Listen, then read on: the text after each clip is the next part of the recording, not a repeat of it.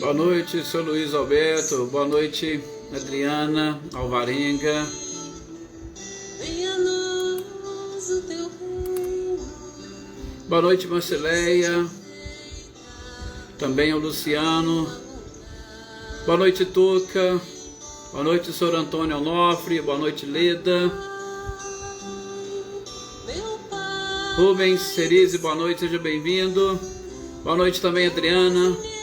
Boa noite, Paulo Henrique. Olá, Natália. Boa noite, seja bem-vinda. Boa noite, Wagner.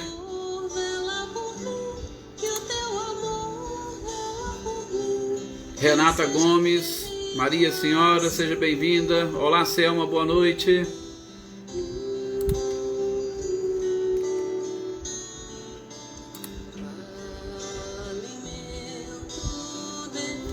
Elaine Lavez, boa noite, seja bem-vinda. Aninha, Adriano Borges, a Lídia. Olá, Rick Sanches. Flávia, boa noite. Boa noite, Ricardinho. Boa noite para a Lúcia também.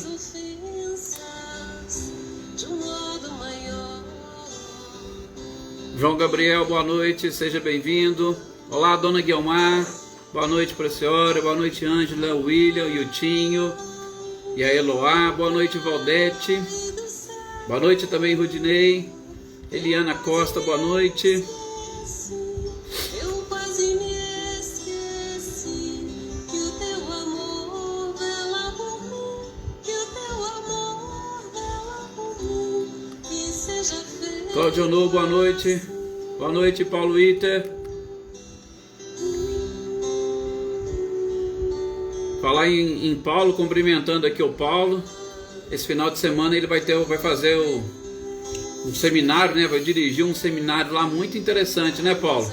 Sobre o judaísmo e espiritismo, com Severino Celestino, Jorge Elahá e um outro companheiro da Bahia que me fugiu o nome aqui agora. Tá aí o convite para todos vocês depois acompanharem.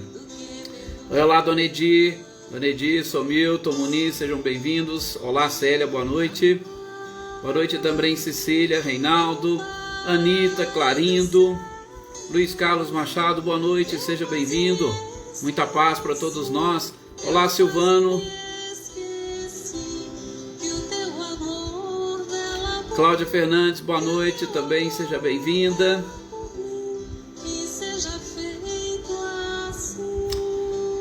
Está no nosso horário, né, de nós iniciarmos aí as nossas reflexões desta noite. Então convido a todos vocês agora nesse instante a mais uma vez elevarmos o nosso pensamento, né?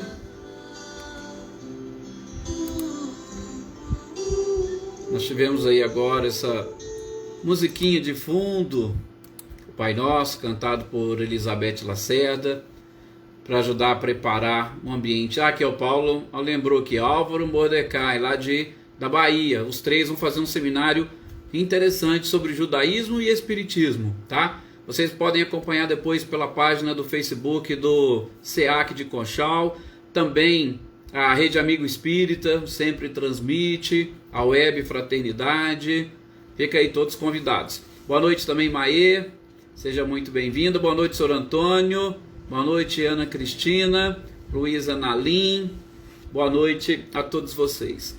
Bem, meus queridos, vamos então agora nesse instante elevarmos o nosso pensamento, mais uma vez a este mestre incomparável, nos sintonizarmos com os nossos amigos da espiritualidade e lembrá-los de todas essas pessoas que a gente sempre pede nas nossas orações para que as vibrações cheguem até elas. Cada um de vocês mentalize agora nesse instante a todas essas pessoas a quem nós sempre pedimos e endereçamos essas energias, que a espiritualidade possa levar até elas e, sobretudo, convidar aqueles que estão em condições para participar conosco deste momento de estudo. Os espíritos desencarnados, com certeza assistidos pela espiritualidade superior, que estiverem em condições de fazerem parte desta mesma sintonia que nós, com certeza já estão aí participando, e que nós possamos auxiliá-los de alguma forma, sobretudo doando o magnetismo necessário para o tratamento que cada um necessita. Mas de modo muito especial, meus queridos companheiros, que nós possamos buscar as vibrações necessárias para nos mantermos sintonizados com a espiritualidade, concentrados nessas informações que para alguns são novidades, mas para muitos são apenas repetições, porque nós já vimos e já estudamos boa parte desses ensinos que Kardec nos apresenta, mas que juntos com essa espiritualidade e sobretudo nessa energia e vibração dessa família, que nós consigamos assimilar de uma forma mais profunda essas informações e este conhecimento, facilitando assim a prática, sobretudo do bem, a prática do amor e da caridade para com todos aqueles que conosco vivem, a fim de que nós consigamos atingir o objetivo pelo qual nós traçamos e programamos nesta existência, que é a nossa evolução. Muita paz a todos nós, muito carinho a todos vocês e, é claro, acima de tudo, a nossa gratidão por vocês estarem aqui participando conosco desta grande família. Que assim seja. Boa noite também, Eveline. Boa noite, Rita Caparelli, seja bem-vinda. Hoje eu não acompanhei ainda, Rita, não pude ouvir as suas vibrações. Logo a gente vai ouvir. Boa noite, Valdete. Boa noite também para Eliane e para o Ricardo. Sejam todos muito bem-vindos. Gente, dando sequência então aos nossos estudos de hoje. E os nossos... aqui ó, o Wagner colocou aqui, a gente comentou ontem, né? O seriado na Netflix, Vida Após a Morte. Tá? Então fica aí o convite para todos também acompanharem e, sobretudo, o que a ciência vem mostrando para nós e talvez vai nos ajudar a reforçar para aqueles que ainda têm aquela dúvida, né, sobre essa continuidade, essa existência, porque a gente precisa vivenciar algumas coisas, algumas experiências e com o auxílio da ciência, o nosso convencimento pode ser, vamos assim dizer, bem fixado e facilitado, por que não, né, diante de provas e provas vivas desta sequência. Bem, a gente está falando aqui no livro A Gênese sobre as curas. A gente já está chegando no final, tá? Nós aproveitamos para buscarmos, a Maia também que está assistindo, que legal. Aproveitamos para buscar aquele trecho ou texto da Revista Espírita de setembro de 1865, que aquele confrade fez alguns questionamentos a Kardec sobre essa mediunidade de cura, e a Kardec vem trazendo aí algumas respostas, e essas respostas são aquelas que nós estamos aí assistindo, ou melhor, estudando, lendo e estudando nesse período do livro A Gênese, às quartas-feiras. Nós vimos algumas respostas já, sobretudo essas diferenças, né, existentes entre a mediunidade de cura, aqueles médiuns que não são mais do que escreventes no caso de receituários, essa possibilidade de desenvolvimento da própria faculdade mediúnica de... vamos assim dizer, de cura, a partir do momento que a gente começa a utilizar o nosso magnetismo, sempre buscando na espiritualidade este apoio, e a partir do momento que nós nos transformamos em verdadeiros canais da própria espiritualidade para fazer chegar até as pessoas essas energias e esses fluidos que nós endereçamos para auxiliá-las no seu tratamento. Tá? Então a gente vai dar sequência àqueles questionamentos e algumas informações. Aquele companheiro perguntou para Kardec sobre a questão da prece e sobretudo da vontade. Gente, sobre isso são interessantes alguns livros e estudos ou até mesmo cursos de passes que a gente vai ver. E eu já falei aqui para vocês, inclusive, salvo engano, na introdução de um livro do Salvador Gentili sobre passe, ele fala sobre a boa vontade, que ela é capaz de suprir muitas faltas ou falhas que nós temos. A boa vontade, sim, é algo importante, interessante, a gente vai ver nessa sequência.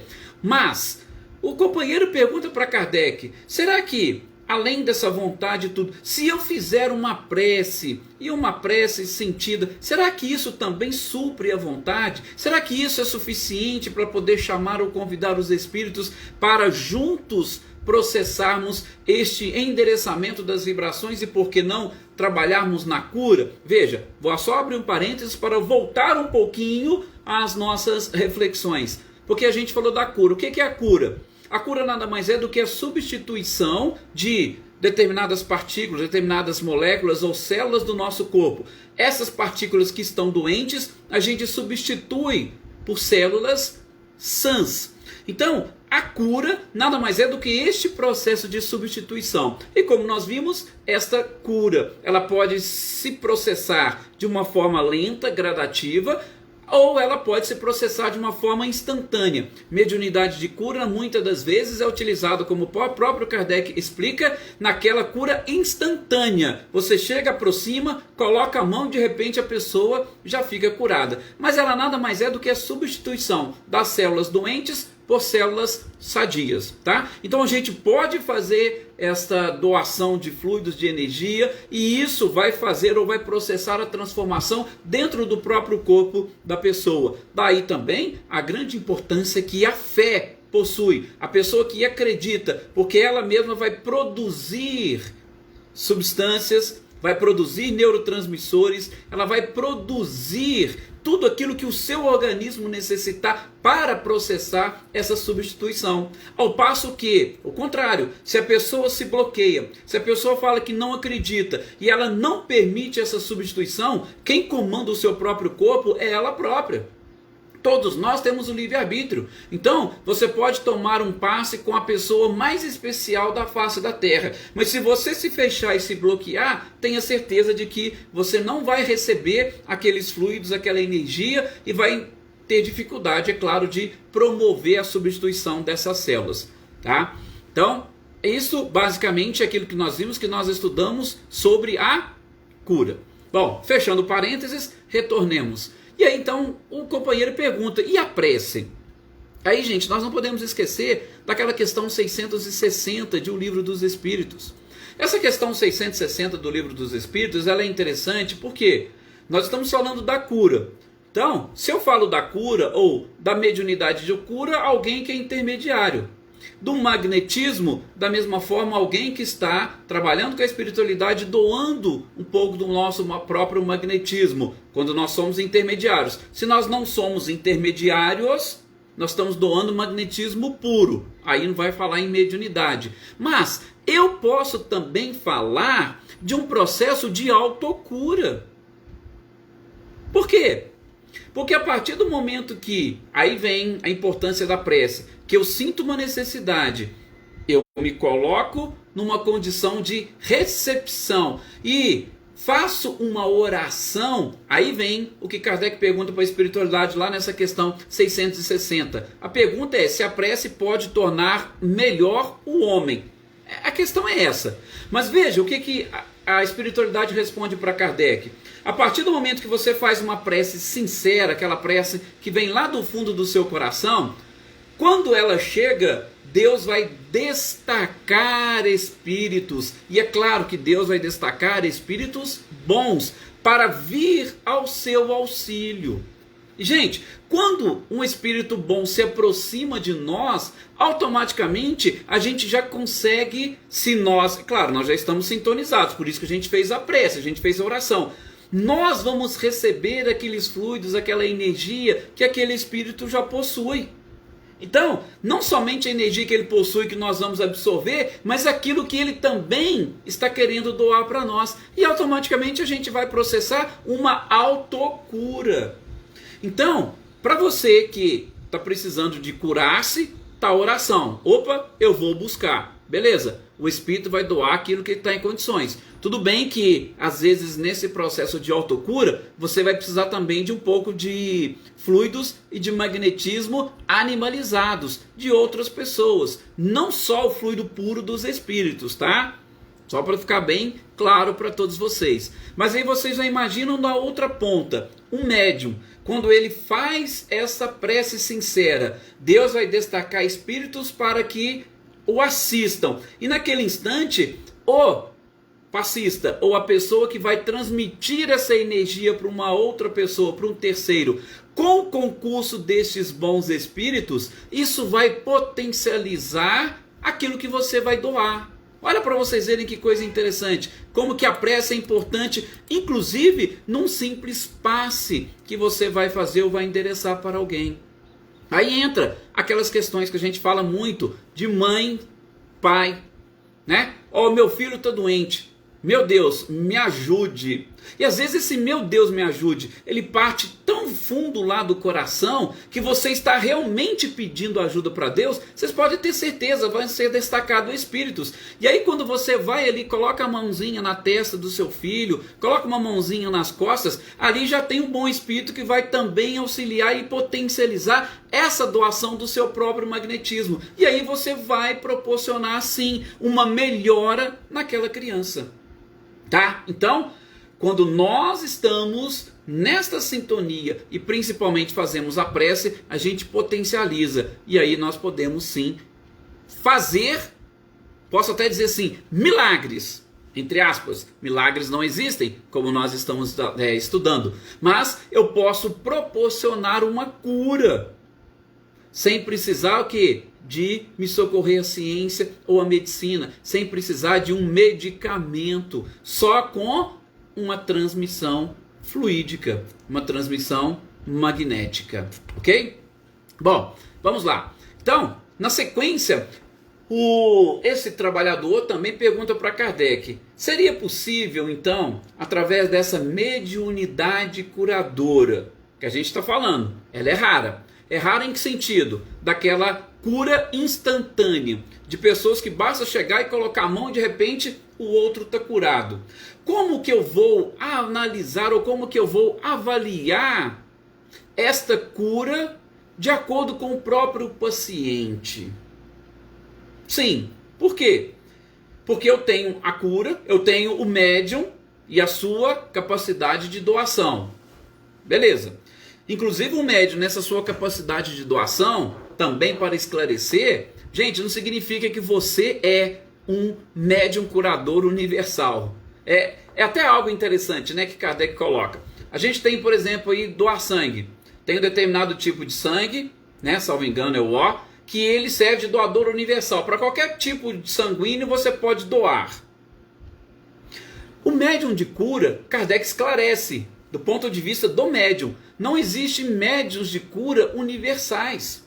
Porque às vezes você pode doar magnetismo para curar uma determinada pessoa de uma determinada doença, mas para outra você não possui aqueles fluidos, você não possui aquela capacidade, tá? Só para esclarecer. Então, deste ponto de vista, você pode se transformar num médium? Sim, você pode se transformar num médium de cura. Mas você vai curar todas as doenças? Não. Ok? Você pode doar para curar determinadas doenças, assim como você pode aliviar determinadas dores. E nessa questão do alívio, e aí a gente vai do ponto de vista do paciente, será que ele está também pronto, preparado para receber esta cura? A gente falou aqui, citamos semana passada no exemplo do Chico, de uma criança que precisava amputar a perna. Ela não poderia receber do Chico a cura daquela doença que estava agora gerando a necessidade de amputar as suas pernas. Por quê? Porque aquilo provocaria mais prejuízo na encarnação da pessoa. Então a gente tem que avaliar também do ponto de vista do próprio paciente. Lembram aqueles que estavam conosco no dia de ontem, quando a gente fala dos espíritos sofredores? O arrependimento, gente, ele precisa ser eficaz e iniciar o processo de reparação para que aí sim eu possa me livrar do sofrimento. Caso contrário, o simples ato de sofrer, ele não vai afastar de mim todas as dores se eu não estiver pronto para receber a cura. Tá? A Valdete ainda colocou aqui, a cada um segundo as suas obras. Sim, numa interpretação mais restrita, a cada um segundo as suas obras. Então a pessoa já se arrependeu o suficiente, aquele sofrimento, ele gerou um arrependimento eficaz. Sim, você pode ter certeza que, do ponto de vista do paciente, ele vai receber a cura, independentemente de onde vier, do médium, dos espíritos, de qualquer coisa, da própria medicina tradicional. Mas ele tem que buscar este merecimento, ou o arrependimento, e que com certeza precisa ser eficaz. E mais, aí seguindo os questionamentos elaborados pelos companheiros e respondidos por Kardec. O conhecimento que um médium possui ele pode auxiliar nessa potencialização da doação do magnetismo ou da doação de fluidos, tá? Então, tem gente que fala assim, acabei de citar aqui o exemplo, salvo engano, a introdução do livro Passe Magnético de Salvador Gentili, ele fala a questão da boa vontade. Sim, a boa vontade pode fazer, mas se você tiver conhecimentos para aliar conhecimento, a vontade, o auxílio dos espíritos, principalmente através da prece, e mais essa predisposição orgânica, vejam, 4 pontos que nós tocamos, você vai potencializar essa capacidade de doação e de cura das pessoas. Tá?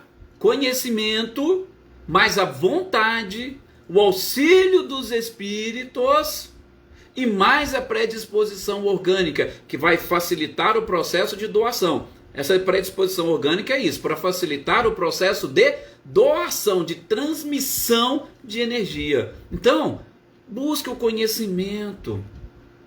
Independentemente se você acha que tem ou não, conheça, porque quando for necessário, quando você tiver a oportunidade, você vai poder utilizar esse conhecimento a serviço do próximo.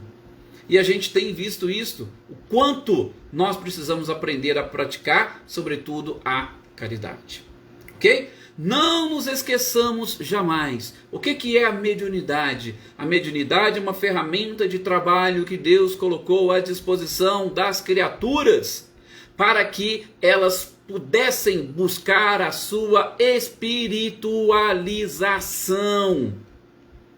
Mediunidade, essa facilidade do contato entre os dois mundos, é para mostrar para você que você é um espírito que possui um corpo. Então, espiritualize o máximo possível você mesmo e todo este processo para que você esteja bem próximo de Deus. O que disse Jesus para a samaritana? Deus é espírito e em espírito e verdade deve ser adorado. Ok? Então, mediunidade é para isso. Aproveitem essas predisposições orgânicas que vocês tenham, que vocês venham a desenvolver, mas acima de tudo, não deixem de buscar conhecimento, porque com conhecimento vocês podem auxiliar muitas pessoas. Enfim, o nosso companheiro pergunta sobre essa capacidade de se desenvolver a mediunidade. E é tudo isso que nós acabamos de dizer. Você pode sim, fez uma prece sincera, espíritos vão vir em seu auxílio. Se você fez uma prece sincera, os espíritos vêm ao seu auxílio e essa prece é em favor, em prol de alguém, você pode ter certeza que os espíritos virão, te ouvirão, recolherão de você aquilo que você tem a doar e juntamente com seus pensamentos eles vão levar até aquela pessoa tudo aquilo que ela está necessitando. Está aí, desenvolvimento de uma mediunidade de cura, de uma forma muito simples. Repito, não é aquela mediunidade de cura instantânea, que você chega, coloca a mão e a pessoa já se curou. Mas é aquela capacidade que todos nós temos de doar alguma coisa de nós para auxiliar o outro no processo de substituição de partículas doentes do seu próprio organismo e da sua estrutura. Ok? Então com isso nós fechamos esse texto. Repito, quem tiver curiosidade pode procurar Revista Espírita de setembro de 1865, esse grande e verdadeiro tratado. Kardec falou que não venha ser um tratado porque ele precisaria de muito, mas ele colocou aqui as questões principais para nós. E agora a gente vai dar sequência e o próximo trecho deste mesmo capítulo ainda é sobre aparições e transfigurações. Gente, mais uma vez, nós estamos estudando a segunda parte do livro A Gênese, e essa segunda parte ela vai trabalhar os milagres. Então a gente está tentando entender que milagres não existem, principalmente porque, como nós vimos lá no início, as leis divinas são perfeitas. E se você entender milagre como a capacidade de revogar uma lei e, de uma forma sobrenatural, você modificar, isso não existe. Tudo pode ser e deve ser explicável. Se a ciência não pode explicar, busque na ciência espiritual a explicação para aquele fenômeno. Mas uma coisa pode ter certeza: não existe essa derrogação das leis naturais, das leis divinas. Tudo respeita ao planejamento. Se Deus é perfeito, suas leis são perfeitas. Se as suas leis são perfeitas, não vai haver possibilidade alguma de homem ou espírito algum derrogá-las. Então, a questão das aparições e transfigurações seria milagre? Mais uma vez, não. A gente já viu parcialmente isso lá no livro dos Médiuns, mas aqui na Gênese, Kardec traz e desenvolve também este tema. E eu acho que não vai dar para a gente ver hoje, eu estou olhando aqui o horário, mas nós vamos até comentar aquela transfiguração de Jesus lá no Monte Tabor, que a gente sabe, existe inclusive dúvidas sobre qual monte que é, mas a gente não vai entrar nessas discussões. Mas aquela transfiguração de Jesus, e quando aparecem Elias e Moisés junto com ele, nós vamos ver aqui o que Kardec e a espiritualidade trouxe para nós sobre este fenômeno das aparições e das transfigurações. As aparições nada mais é do que esta capacidade que o perispírito possui. Então, se eu estou falando em perispírito, tá?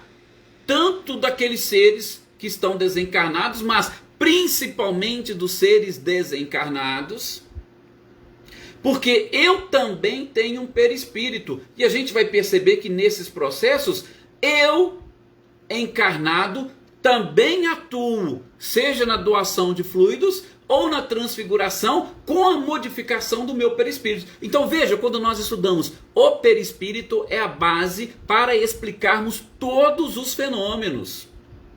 Por quê? Porque o perispírito, ele é criado em cima, ou tem por base, o fluido cósmico, que também, por sua vez, é a base de toda a matéria que existe no universo. Só que nós estamos falando de um fluido cósmico inerente ao nosso planeta. Então, é um fluido cósmico que tem uma mutação, ou melhor, uma transformação, de acordo com os engenheiros celestes que criaram o nosso planeta. Por isso que o perispírito, ele tem as suas particularidades de um planeta para o outro, as suas peculiaridades, as suas diferenças, tá? Então, a base de todos os fenômenos é o perispírito. Nas aparições, é uma condensação do perispírito que se forma. Uma condensação em que sentido? Gente, vocês pegam, por exemplo, aí um vapor. Tá? Um vapor, ou é como se, havendo uma aglomeração de moléculas, elas se reunissem e formassem aquela fumacinha.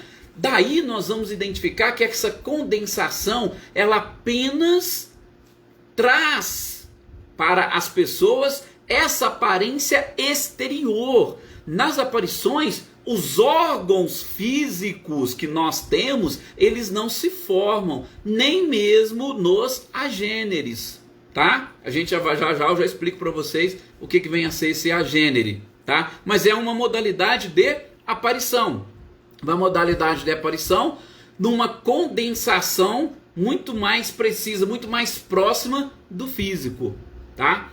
Mas essa aparição, de novo, nada mais é do que uma condensação, um vapor que se reúne, e isso o perispírito faz, para que ele se mostre para as pessoas para quem ele deseja se mostrar. Então, nós vamos ver nas aparições pessoas ou espíritos que aparecem para uns, mas não aparecem para outros. Que não é a mesma coisa que vidência. O que é vidência? Vidência é a capacidade que eu, médium vidente, tenho de ver o mundo espiritual à minha volta. Eu, como médium, vejo o mundo espiritual. Vidência, eu vejo. Aparição é um espírito que aparece ali. Ele pode aparecer para mim, pode aparecer para o outro, pode aparecer para muita gente ao mesmo tempo, tá? Então, só diferenciar. Vidência é aquilo do médium. Aparição opa, o próprio espírito que faz essa condensação e aparece. E lógico, vai aparecer para quem interessar. E também, é claro, eu estou falando de aparição, de condensação, os espíritos vão precisar dos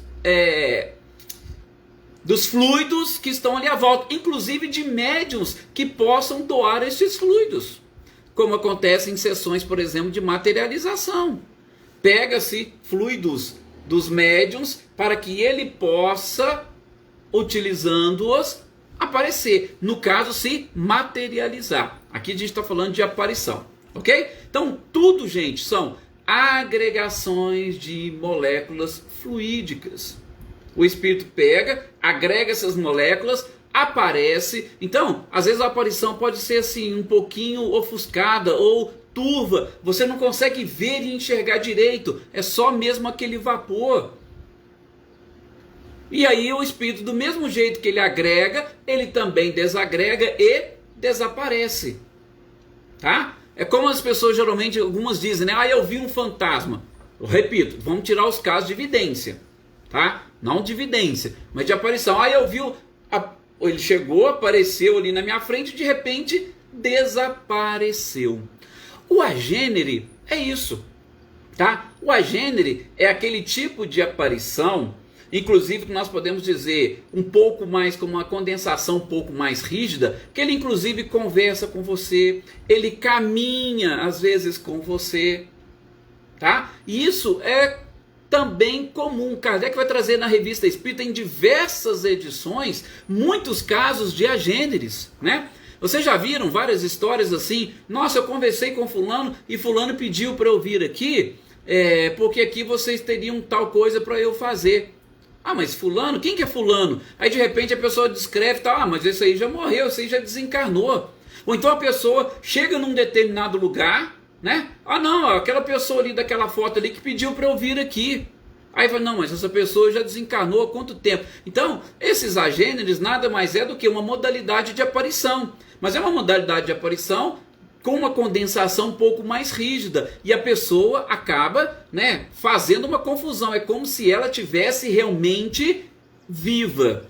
É até interessante que quando Kardec vai colocar esse trecho, ele traz para nós algumas observações, alguns pontos que nós poderíamos observar que nos ajudaria a identificar esses agêneres. Eu até pus aqui uma observação nas minhas anotações. Gente, isso não é para a gente ficar neurótico e começar a ficar olhando para todo mundo. Ó, deixa eu ver se você é um agênere ou... Não é para a gente fazer isso. Tá? Então, o que Kardec fala que a gente poderia utilizar para identificar? Primeira coisa que ele fala é que geralmente o olhar é um olhar vaporoso e brilhante. Eu não vou conseguir descrever para vocês o que vem a ser esse olhar vaporoso e brilhante, porque sinceramente ainda não me deparei com algo parecido. Mas Kardec falou, olha, o olhar é mais ou menos assim, vaporoso e brilhante. Só que tem uma nitidez no olhar inigualável, diferente das outras pessoas, diferente do normal. Uma outra coisa que Kardec fala é a linguagem. Como eles são agêneres, eles são aquelas condensações vaporosas, eles não detêm todos os órgãos de um corpo físico normal. Então, por exemplo, Kardec fala, eles não vão conversar com você numa linguagem assim bem prolixa, extensa. Não, a linguagem deles vai ser sempre breve, muitas das vezes reticenciosa, né? Eles começam a falar alguma coisa e não complementa, deixa para você complementar, sabe? Então, esses alguns pontos. Kardec diz mais também, a aproximação desses agêneres causa uma sensação estranha, de surpresa na pessoa, né? Sabe aquela coisa assim, fulano se aproximou, poxa, eu senti um arrepio quando fulano se aproximou. É mais ou menos isso, tá? Cuidado, por favor, repito o que eu falei no início. Não vai sair procurando e achando que todo mundo é agênere para você, não. Ou arrepia e pede tal pessoa. Será que é um agênere? Será que é um fantasma? Cuidado, não é bem isso não, tá? Mas são os pontos que Kardec coloca aqui pra gente, que ele identificou nessas pesquisas que ele fez, De novo, nós estamos fazendo uma leitura, estudo dessas obras de Kardec. Então o que ele colocou, nós estamos trazendo aqui para vocês. E ele ainda coloca aqui que quase todos que tiveram contato com esses agêneres são capazes de dizer que ali estava uma pessoa assim, que ela nunca sentiu característica igual em outra pessoa. Foi algo diferente. Foi algo assim inusitado, que ele nunca imaginava, algo realmente particular daquele espírito, tá? Então, esses são alguns pontos que Kardec coloca que poderiam nos auxiliar nesse processo. Mas, de novo, não quero que vocês confundam essas aparições com a vidência. Quem tem vidência vai enxergar o mundo espiritual e enxerga com os olhos do espírito. Quem fala, quando nós falamos em aparição, nós estamos falando, inclusive, enxergando com os olhos do próprio corpo, tá? Aparição é uma coisa e vidência é outra, tá? E outra coisa que a gente precisa tomar cuidado, e o próprio Kardec faz isso na nota de rodapé, aí mesmo na Gênese. Ele fala que tem determinadas pessoas que, às vezes, num determinado estágio da sua vida, às vezes passando por algum problema, alguma complicação, pode ser que a sua imaginação sofra uma sobreexcitação e aí de repente ela começa a ver vultos, começa a ver coisas. Isso não significa aparição, tem que tomar cuidado. Às vezes é o estado debilitado, ainda que emocionalmente, da pessoa, pode fazer com que ela veja coisa onde não exista. Pode ser que ela veja uma pessoa que não está ali. Às vezes ela não está vendo. É coisa da sua imaginação. É criação dela própria. Tá? Então nós temos que separar vidência, que é essa capacidade que alguns têm de ver o mundo espiritual, da sobreexcitação da imaginação, quando a gente cria aquilo na nossa mente. E você sabe, se a gente criar, é como se você tivesse visto, mas você não viu, só lá dentro da sua própria mente. E separar das aparições. São coisas diferentes. Ok? Basicamente, de aparição é isso. Sim, Catarina, poderia ser uma alucinação, né? Por quê? Porque a alucinação nada mais é do que aquela coisa que você também cria em você. E principalmente, né, essas alucinações, ela está muito relacionada com o seu estado emocional. Ou às vezes um estado febril.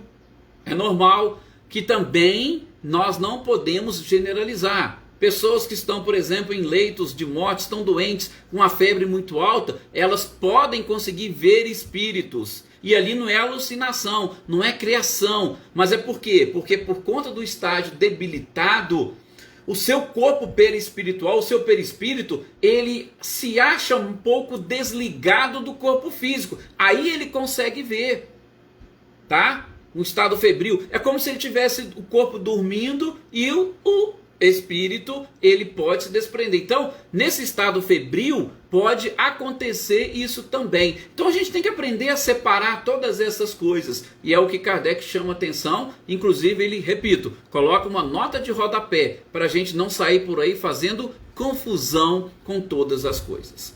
E, como a gente falou, tem a questão da transfiguração. A transfiguração já é algo relacionado com o próprio espírito. Você se transfigura, ou você faz com que o seu próprio perispírito ele modifique inclusive as suas características físicas. Isso é transfigurar-se, tá? O que aconteceu com Jesus, por exemplo, lá no Monte Tabor? Vamos aqui tratar como um Monte Tabor, não vamos criar polêmicas não. Jesus se transfigurou. Como que o evangelista trouxe? Diz que o seu rosto resplandeceu como um sol e suas vestes se transformaram como se fossem brancas e numa luz maravilhosa. Então, não conseguiram nem olhar por Cristo. Por quê? Porque ele, o seu perispírito criou tudo aquilo e eles não conseguiram nem olhar. Isso é transfigurar-se, seria mudar, seria modificar a sua própria estrutura. Tá? E você faz isso como? Você faz isso com essas características que o perispírito possui. Mas de novo, você pode? Pode.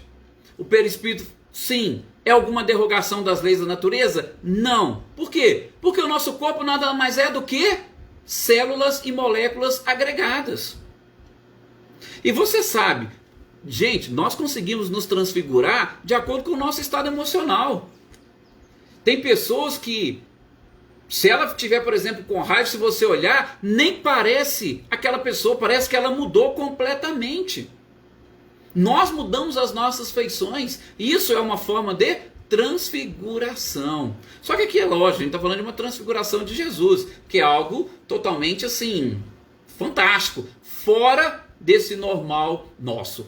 Eu vou parar por aqui por conta do nosso tempo, tá? E no próximo programa, antes de iniciar o próximo tema, aí eu já falo mais um pouquinho dessa transfiguração, principalmente pelo grande simbolismo que ela traz. E esse simbolismo é tão grande que Emmanuel vai responder para nós, e eu vou trazer para vocês a questão 310 do livro Consolador. Porque tem um simbolismo todo por trás dessa transfiguração que a gente vai comentar, mas vamos deixar para o nosso próximo programa, principalmente por conta do nosso tempo. Mais uma vez agradeço a todos vocês pelo carinho, pela participação e desejo a todos uma excelente noite, muitas reflexões e até o nosso próximo programa. Tá? Amanhã, na sequência, estaremos aqui estudando o Livro dos Espíritos. Muita paz e bastante tranquilidade para todos vocês.